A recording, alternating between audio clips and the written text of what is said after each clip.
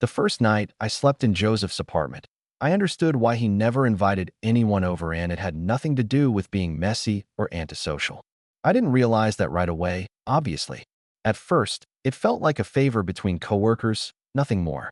My place had a pipe burst at the worst possible time, and suddenly I'll just crash on your couch for a night, turned into a vague, undefined for a while. Joseph was the only person at work who didn't hesitate when I mentioned it. No awkward pause. No fake sympathy. Just a shrug and, yeah, sure. I've got a spare room. That alone should have tipped me off. Joseph was one of those guys everyone got along with, but no one really knew. We worked in the same department, grabbed coffee sometimes, complained about deadlines, but that was it. He never talked about his personal life. No stories about exes, no drunk confessions at happy hour, no casual. I had someone over last night. I'd never even heard him mention a friend by name. So when I showed up at his place with a duffel bag and my laptop, I told myself not to overthink it. His apartment was quieter than I expected. Not in a creepy way, just intentionally quiet. Minimal furniture. Clean, but not sterile. Everything looked like it had been placed with purpose, like he didn't want anything extra sticking around too long. The guest room was ready. Sheets already on the bed, a folded towel on the chair. "You can stay as long as you need," he said, leaning in the doorway, hands in his pockets. His voice was calm, neutral, too calm. "Thanks," I said. "Seriously, I owe you." He smiled, but it didn't quite reach his eyes. "You don't." That was the first strange thing. The second was how aware I became of him almost immediately. I noticed the way he moved through the space, like he was used to being alone in it. The way he lowered his voice at night, even though there was no one else around. The way he never turned on the TV unless I did first. Like he was constantly adjusting himself to my presence, without ever saying a word about it. The first evening passed easily enough. We ordered takeout, ate at opposite ends of the couch, talked about work. Normal stuff. Safe stuff. But every time there was a pause in the conversation, it stretched just a little too long, like something unsaid was sitting between us. At one point, I asked casually, "So, you always live alone?" Joseph hesitated. Just a second. Barely noticeable. "Yeah," he said. "Always." Something in his tone told me not to follow that up. That night, lying in the unfamiliar bed, I couldn't sleep. Not because I was uncomfortable, everything was fine. Too fine. The apartment was silent except for the hum of the fridge and the faint sound of Joseph moving around in the other room. I found myself listening without meaning to, counting his footsteps, wondering why that mattered. The next few days settled into a routine. Morning coffee together. Work. Evenings spent parallel but separate, him reading or typing on his laptop, me scrolling on my phone, both pretending we weren't constantly aware of each other. And that's when I started to notice the real pattern. Joseph never brought anyone home. No friends stopping by. No coworkers. No neighbors knocking on the door. His phone barely rang, and when it did, he stepped into the hallway to answer it. Once, I jokingly asked if he was secretly in witness protection. He didn't laugh. Instead, he looked at me for a long moment and said, quietly, "I just don't like people in my space." I believed him. At least, I thought I did. But late one night, when I got up for water and found him sitting in the dark kitchen, not turning on the light like he didn't want to be seen, I started to realize there was more to it than that. And whatever it was, I had a feeling I was about to understand it the hard way. It wasn't dramatic at first. No sudden confession, no obvious crack in Joseph's calm exterior. Just little things that didn't line up if you looked at them too closely. Like how he never relaxed unless he thought I was asleep. I only realized that after the third night. I'd gone to bed early, or at least pretended to. Lights off, door cracked. Around midnight, I heard him finally move differently, less controlled. Cabinets opening without being eased shut. A long exhale, like he'd been holding his breath all evening. That made my chest tighten for reasons I didn't fully understand. The next morning, he was back to normal. Polite, distant, almost careful, like he was managing me instead of living with me. "You sleep okay?" he asked, pouring coffee. "Yeah," I lied. "You?" He paused, mug hovering midair. "Fine." Another lie. Or at least not the whole truth. Over the next few days, the apartment started to feel less like neutral ground and more like his territory that I was temporarily allowed inside. Not in an aggressive way. More like an unspoken set of rules I kept accidentally brushing up against. He flinched once when I opened a door too quietly. Another time, I came back early from work and found him frozen in the living room, laptop snapped shut, expression unreadable. He didn't ask why I was home, just nodded, like he'd been expecting me and also hoping I wouldn't show up at all. That night, I finally asked. "Joseph," I said, keeping my tone light. "Did I do something?" He looked genuinely confused. "What?" "I don't know," I shrugged. "It just feels like I'm in the way." Silence. Thick. Heavy. Then he sat down across from me, elbows on his knees, staring at the floor like it had personally betrayed him. "You're not," he said. "I'm just not good at this." "At having a roommate?" "At having someone see me," he corrected softly. That stopped me. I'd worked with him for over a year. Shared deadlines, stress, inside jokes. And suddenly it hit me that I didn't actually know him at all. "I'm not judging you," I said carefully. "I know," he replied. "That's kind of the problem." I didn't push. I should have. But something told me if I did, he'd shut down completely. So we let it hang there, unresolved, humming quietly between us. After that, things shifted. Not outwardly, he didn't suddenly open up or relax, but the tension sharpened. Every interaction felt loaded now. When our hands brushed passing a plate. When we stood too close in the narrow kitchen. When I caught him watching me, and he didn't look away fast enough. And the looks, yeah, I noticed those. They weren't casual. They were focused, intense, like he was cataloging me, memorizing details. And every time I caught him, he looked guilty, not embarrassed. Guilty. That's when it clicked. Joseph didn't avoid bringing people home because he was private. He avoided it because proximity did something to him. The realization hit me late one night when I found him sitting on the balcony, jacket on, staring out at the city like he needed the distance. I stepped out quietly, and he tensed before I even spoke. "You okay?" I asked. He nodded without looking at me. "I will be." I leaned against the railing beside him, close enough to feel his warmth. Too close, maybe. He didn't move away. "Joseph," I said, my voice lower now. "You don't have to pretend with me." That finally made him turn. Up close, his expression wasn't cold or guarded. It was strained, like restraint took effort, like he was constantly pulling himself back from something. "Matthew," he said slowly, "if I stop pretending, you might not want to stay." My heart kicked hard in my chest. "I'm already here," I said. He swallowed. And in that moment, I understood exactly why he never let anyone cross his threshold.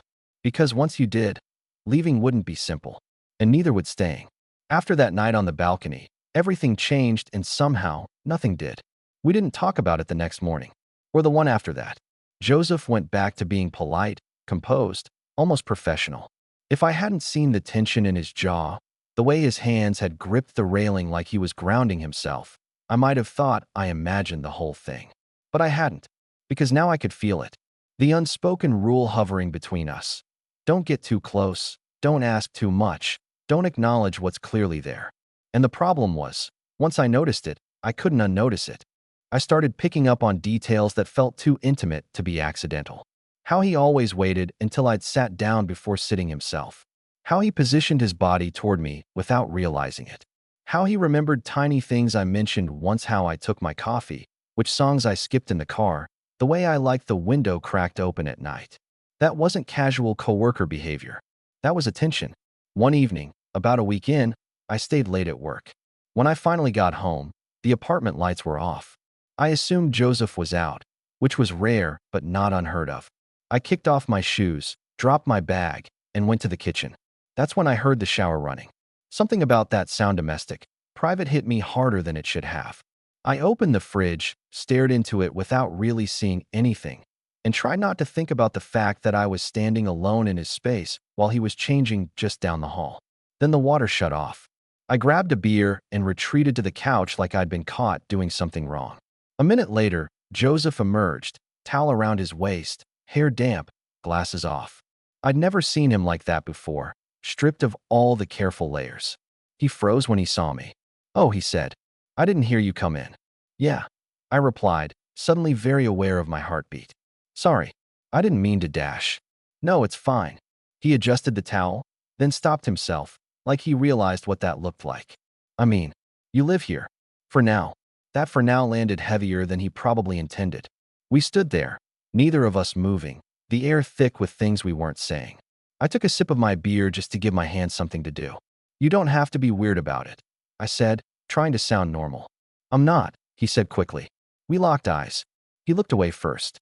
I'll put some clothes on, he added, unnecessarily. After he disappeared into his room, I let out a breath I hadn't realized I was holding. That night, I couldn't sleep again.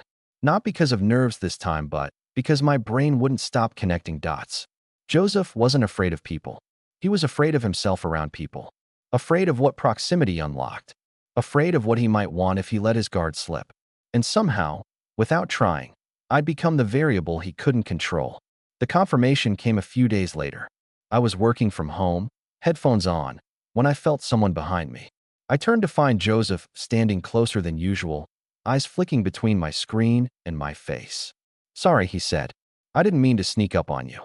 It's fine, I said, sliding one ear cup off. What's up? He hesitated. Then, you are not uncomfortable here, are you? The question was loaded. Carefully worded, but loaded. I studied him for a second. The tension in his shoulders. The way he was braced for a lie. No, I said honestly. Are you? He swallowed. I'm trying not to be. Something in his voice made my chest ache. You know, I said slowly. You don't actually have to protect me from yourself. His eyes snapped to mine. That's exactly what I have to do, he said quietly. The silence that followed felt dangerous. Not explosive intimate. Like one wrong word could shift everything. I stood up, closing the distance between us without fully deciding to. Joseph, I said low, what are you so afraid of? For a moment, I thought he wouldn't answer. Then he said, almost to himself, that if I let you stay, I won't want you to leave. And just like that, the truth was out in the open. Not confessed, not acted on, but finally, undeniably real. The worst part was that after he said it, neither of us stepped back. Joseph looked like he'd said too much, like the words had slipped out before he could lock them away, but he didn't take them back. He just stood there, close enough that I could see the faint scar near his eyebrow, close enough to notice how uneven his breathing had become. I'm not asking you to leave, he added quickly. I just need you to understand the rules. I raised an eyebrow. Rules. He nodded once. Distance. Boundaries. No blurred lines. And you're good at that?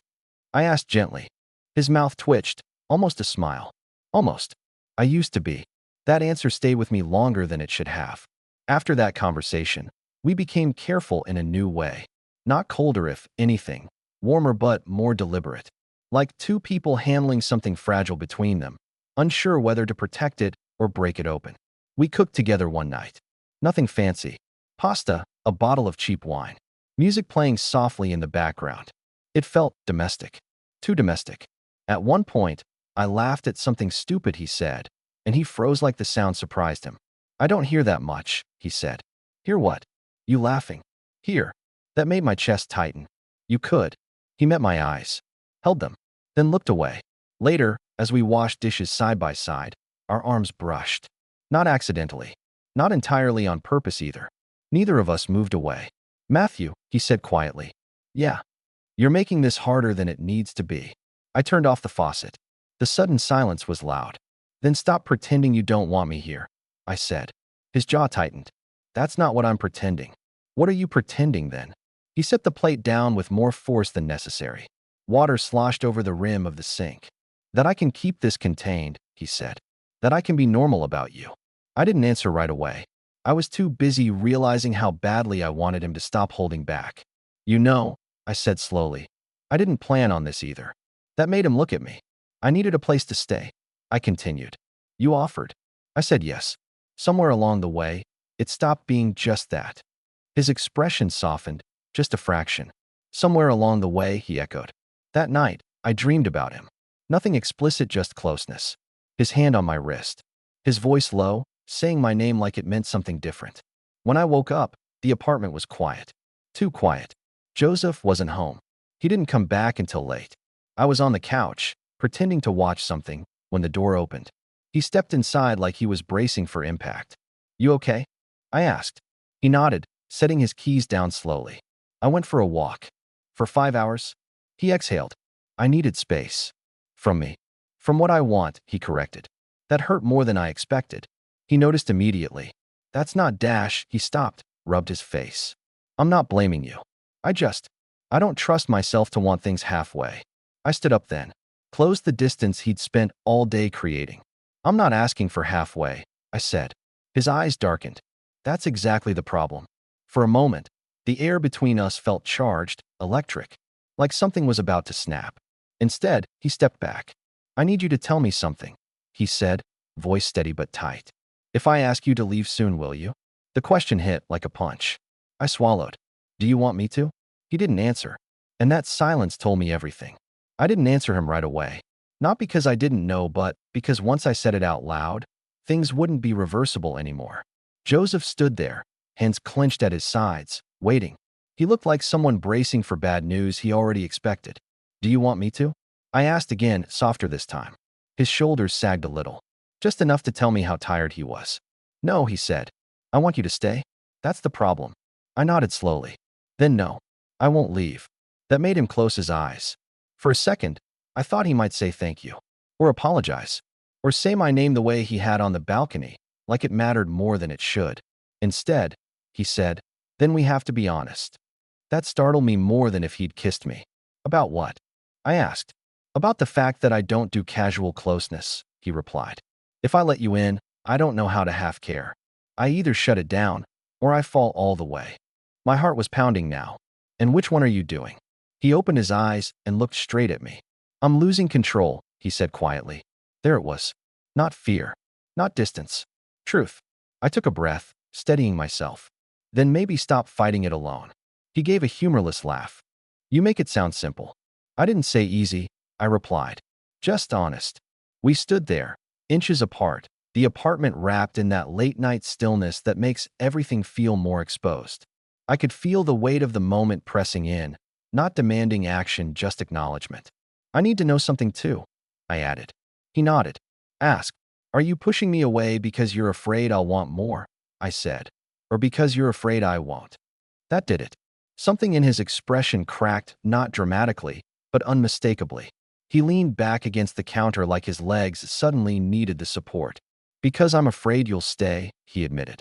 And one day realized this was a mistake. My chest tightened. Joseph, I said, I'm not here by accident anymore. He studied my face like he was committing it to memory, like he was searching for any sign I didn't mean it. When he didn't find one, his voice dropped. Then I need you to understand something, he said. If this keeps going the way it is, I won't be able to pretend you're just a guest. I don't want to be, I said. The silence that followed wasn't tense this time. It was steady, grounded, real. He didn't touch me, didn't lean in, just stood there, close, present, finally not pulling away. Okay, he said at last. Then stay. Really stay. That night, nothing physical happened. No kiss. No dramatic moment. But when we went to our rooms, neither of us closed the door all the way. And lying there in the dark, listening to the quiet rhythm of someone else breathing in the same space, I knew this wasn't the beginning of something reckless. It was the beginning of something honest. Something Joseph had spent years avoiding. And something neither of us would be able to walk away from easily. The next morning felt different in a way I couldn't immediately name. Nothing had changed on the surface. Same quiet apartment. Same light filtering through the blinds. Same 2 mugs on the counter. But the air felt settled, like we'd finally stopped circling something and agreed to acknowledge it existed. Joseph was already up when I came into the kitchen. Sleeves rolled up, hair still a little messy, standing closer to the window than usual. He glanced over when he heard me, and this time he didn't mask whatever crossed his face. Morning, he said. Morning. No awkwardness. No retreat. He handed me a mug without asking how I took my coffee. I noticed that. Noticed everything lately. We stood there drinking in silence, but it wasn't empty anymore. It felt shared. I didn't sleep much, he admitted after a moment. Me neither. He nodded like that made sense. Later that day, we both worked from home. Separate rooms, doors open. Every so often, I'd hear him shifting in his chair, clearing his throat, pacing. At one point, he hovered in my doorway, clearly debating whether to speak. You can interrupt, I said, not looking up. He smiled faintly. I already am. What's up? I just wanted to check, he said. That you're still okay with staying. I turned to face him fully. I didn't say it lightly. I know. He hesitated. I just don't trust good things not to disappear. That honesty still caught me off guard. They don't have to, I said. That evening, we didn't retreat to separate corners like usual. We sat on the couch, closer than before, but not touching. The space between us felt intentional, like a pause, not a wall. Joseph cleared his throat. There's something you should know. I waited. I don't bring people home, he said, because once they're here, I start building a version of us in my head. Futures, habits, routines. And when they leave, it feels like losing something that already existed. I swallowed. That sounds exhausting. It is, he said quietly. So I stopped letting it happen. And now? I asked. He glanced at me. Now you're here. And I already know what side of the bed you prefer. And I already imagine you staying longer than you planned. My chest tightened. I'm not promising forever, I said honestly. But I am promising I won't pretend this is nothing. That seemed to steady him more than reassurance ever could. Later, when we stood to clean up, our hands brushed again. This time, neither of us ignored it. Joseph inhaled slowly. Matthew. Yeah. If I touch you, he said, voice low but controlled, it won't be casual. I met his gaze. Held it. I don't want casual, I replied. He didn't kiss me. Not yet. But he rested his hand on my arm, warm, grounding, unmistakably intentional. Just long enough to say this is real, and then he let go. That restraint told me more than any rush ever could. As I lay in bed that night, door still open, I realized something important. Joseph wasn't afraid of people leaving. He was afraid of how deeply he let them stay. And for the first time, he was choosing not to lock that part of himself away. If part 6 was about restraint, part 7 was about what happens when restraint starts to feel less like control and more like trust. The shift showed up in small, ordinary ways. Joseph stopped hovering at a distance. He started sitting closer without overthinking it. When we talked, he listened like the conversation mattered beyond filling space. When we laughed, he didn't cut it short, didn't pull back like joy was something dangerous. One night, we ended up on the couch again, legs stretched out, a movie playing neither of us was really watching. At some point, my foot brushed his ankle. I didn't move it away. Neither did he. That contact stayed there, light, unremarkable, grounding. But I felt his breath change, just slightly, like his body had noticed before his mind caught up. You okay? I asked quietly. He nodded. Yeah, just adjusting. I smiled. To what? To not running, he said. That answer stuck with me. A few days later, my landlord called. The repairs on my place were almost done. Another week, maybe less. I told Joseph that evening, trying to sound neutral, like it didn't matter, like I hadn't already started thinking of his apartment as something close to home. He listened without interrupting, eyes on his hands. That's good, he said when I finished. I'm glad it's getting fixed. There was a pause. You don't sound glad, I said. He exhaled slowly. I am. For you. And for you. I asked. He met my eyes. Didn't look away this time. For me, he said, carefully. It's complicated. That night, we talked longer than we ever had. About things that weren't work. About why he kept people at arm's length. About how once, years ago, he'd let someone stay emotionally, not physically, and when they left, it rewired something in him. I decided I'd rather be lonely on purpose, he said, than blindsided again. And now? I asked. And now, he said, voice low, I'm realizing loneliness didn't actually protect me. It just made me smaller. That admission felt like being handed something fragile. I didn't touch him then. Didn't need to. The moment came later. We were standing in the kitchen, close, talking softly. He reached past me for a glass, his hand settling briefly at my waist, not gripping, not tentative. Just there. We both went still. Joseph swallowed. Tell me to stop. I didn't. Instead, I turned slightly, just enough to close the space between us. Our foreheads brushed. His breath was warm, uneven. This is okay, I said. He nodded once, eyes closed, like he was committing to something irreversible. When he kissed me, it was slow, careful, nothing rushed or hungry. Just a quiet confirmation of everything we'd been circling for weeks. When we pulled back, neither of us spoke. We didn't need to. Later, lying in bed, doors still open, I realized something important. Joseph never brought people home because home made things real. And now, with me, he wasn't hiding from that anymore. He was choosing it. The morning after we kissed, Joseph didn't pull away. That might sound small, but for him, it was everything. He didn't avoid my eyes, didn't overcorrect into distance. He made coffee like usual, handed me a mug, and leaned against the counter beside me close enough that our shoulders touched. Casual. Natural. Like this version of us had always existed, and we'd just been slow to notice it. Your place, he said eventually. When do you think you'll move back? I appreciated that he asked without defensiveness. Without testing me. A few days, I said honestly. They finished most of it. He nodded, took that in, then surprised me. You don't have to rush, he said. I mean if you want to. Obviously. But, you're welcome here. Not you can stay. You're welcome. That was different. The last few days passed gently. No drama. No big declarations. Just a quiet closeness that felt earned. We cooked together. Slept better. Laughed more. Sometimes we kissed. Sometimes we didn't. Nothing felt forced, and nothing felt hidden. On my last night, I packed my bag slowly. Deliberately. Joseph leaned in the doorway of the guest room, watching like he was trying not to memorize the moment. I don't hate having people in my space, he said suddenly. I looked up. No. I hate pretending they don't matter, he clarified. That's what made it hard. I zipped the bag and stood. And now, he stepped closer. Now I know that letting someone matter doesn't mean losing myself. I smiled. Good. Because I'd hate to be the reason you locked back up. He shook his head. You're the reason I didn't. When I finally moved back into my apartment, it felt strange but not like loss. More like transition. Joseph didn't disappear from my life once I left his space. If anything, he stepped into it more fully. Dinners turned into routines. Texts turned into plans. Plans turned into something steady and real. And one night, weeks later, when I finally brought him to my place, he stood in the doorway, taking it in quietly. You okay? I asked. He nodded. Yeah, I just realized something. What? He looked at me, eyes calm, certain. I don't mind being home anymore, he said. As long as you're part of it. That's when I understood the truth. Joseph never avoided bringing people home because he was closed off. He avoided it because home meant commitment, meaning, vulnerability.